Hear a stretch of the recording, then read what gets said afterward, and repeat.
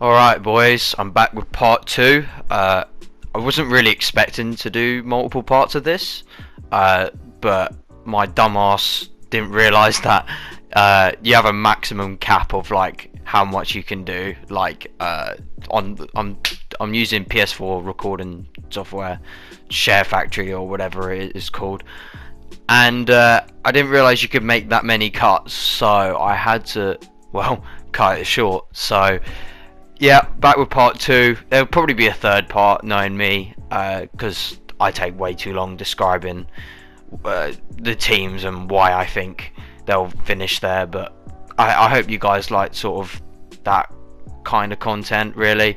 I mean, I'd much rather have 3 parts rather than do it in one take, because I know I'll take forever. It'll probably be half an hour long video if I didn't make any cuts with any of the teams. Anyway, yeah, back with part 2. Let's go.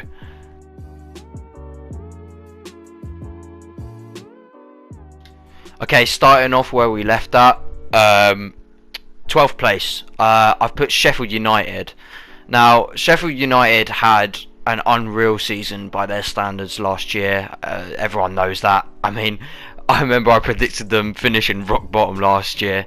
Yeah, without realising how good Chris Wilder is at managing his team.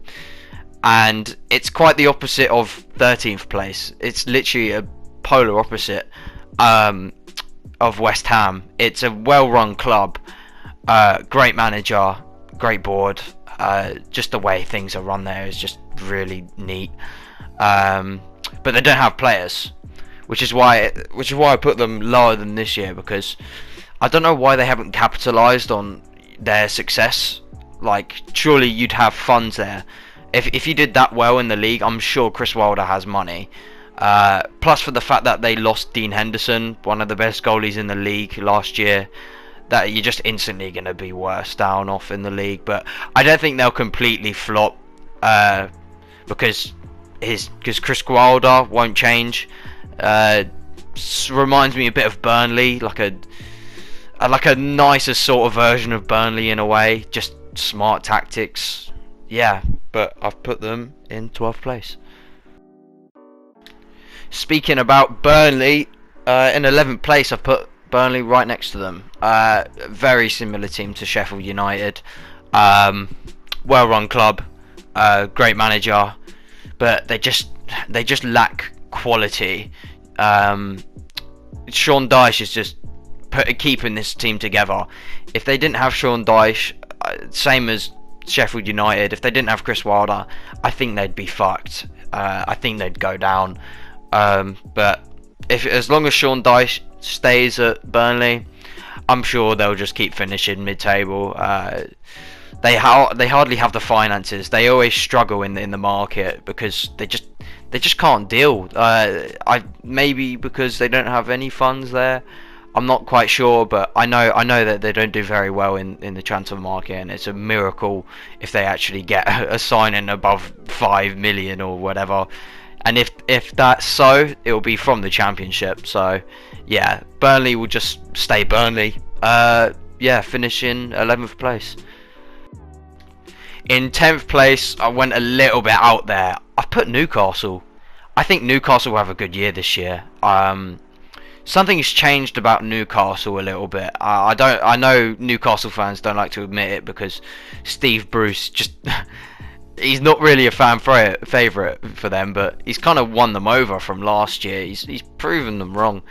I thought they'll just survive relegation last year, but yeah, they cruised out of it last season, and I think they might build off it. I think I'm pretty sure they've made a striker signing.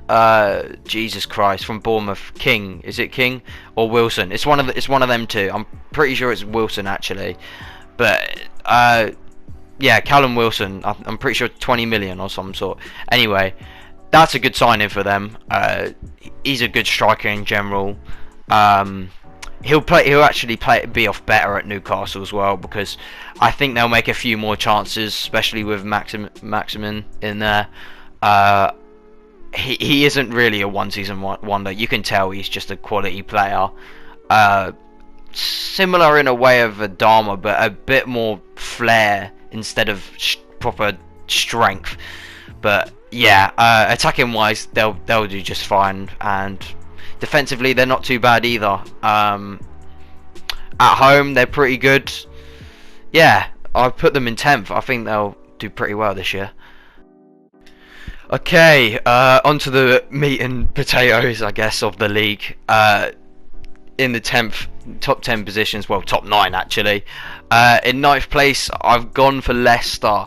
This another sort of, like, you could argue a bit of a out there prediction, but I think Leicester might drop off this year. I do rate Brendan Rodgers as a manager, and their squad's pretty good as well, but I just look at last year, the way they just fell off. It's unreal how they completely bottled that, and I feel like they'll lose a bit of, motivation to go again, because I don't think they'll have a shot at Champions League this year, considering how well spent, like how good the signings were for the top teams this summer. Yeah, I've put them in 9th place. They've lost Chilwell. I'm pretty sure they've lost a few others as well. I think Maddison's still injured. Pereira's still injured. So they might not have the greatest start either. But yeah, I'm putting them in 9th spot. In 8th, I put Everton. Now, Everton had a really shit year for their standards last year. They've brought in Ancelotti. I don't know how the hell they fluked that one. As a famous man might say, but Ancelotti's a winner. I mean, he's never put himself in circumstances like this, but considering since he's been there, he's kind of put the club together a little bit, and their business in the summer has been doing really well. They've been strengthening up their midfield, where I think they're weak. They've brought in Allen, and they're just about to sign James Rodriguez. Now, I think they could somewhat revive their careers. They're sort of players that have just gone off a little bit. I mean, Allen's a good player in general, but like he could have been so much better. Same as James Rodriguez. But yeah, it's weird that they've gone Merseyside out of every place. Like, no one would have ever thought that. But they are good signings. If you get them going and get them clicking, I think they'd have a chance of getting Europe. I put them just outside Europe, just because I don't think they'll fully click in the first year. I think they'd still need to make a couple signings. I feel like they need a defender, and I don't rate Pickford whatsoever either.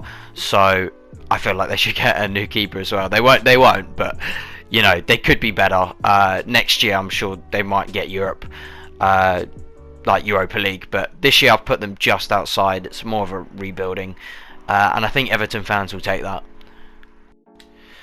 Alright, in the 7th spot I've put Wolves. Wolves again are just proving yet again and again like they're just a good side. Eventually they won't stay up like this much longer, because their best players like Moutinho and Roy Patricio are just old. They've made a couple signings this year. They've bought some youngster, and they bought someone else, I can't remember, but they've done all right in the market. I guess they've done okay. Nothing to really take them to the next level, but I guess they're decent signings just for them to stay in around that 7th spot.